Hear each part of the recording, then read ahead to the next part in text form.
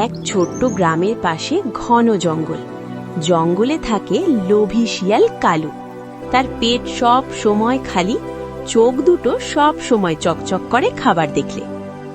একদিন কালু গ্রামের দিকে গেল। দেখে একটা সুন্দর মুরগির খামার, ভিতরে 10-12টা মোটা সোটা মুরগি ঘুরছে। ওরে শালা, এত মুরগি! আজ রাতে হবে আসল খেলা। কালু লোভে লালা পড়তে লাগলো। রাত হতেই কালু চুপি চুপি খামারে ঢুকল।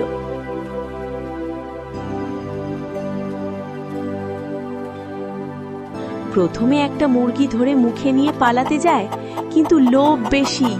ভাবলো, একটা কেন, দুটো নিলে ক্ষতি কি?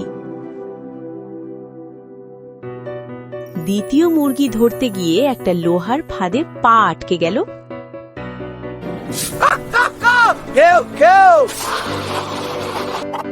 ফাঁদ বন্ধ। কালু চিৎকার করে উঠল, আ আ আ আমার পা! খামারের কুকুর ঘেউ ঘেউ করে ছুটে এলো। মুরগিগুলো সবাই ডেকে উঠল, আমি তো শুধু একটা মুরগি নিতে এসেছি। খামারের মালিক লাঠি নিয়ে বেরিয়ে এলো। লোভ করলে একটাও পাবি না, এখন সারা রাত ফাঁদে বসে থাক।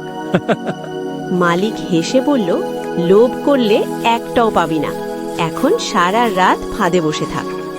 সকালে মালিক কালুকে ছাড়ল, কিন্তু তার লেজে একটা বড় কাঠের তক্তা বেঁধে দিল। কালু লজ্জায় যন্ত্রণায় জঙ্গলে পালিয়ে গেল, আর কখনো মুরগির খামারের দিকে তাকায়নি।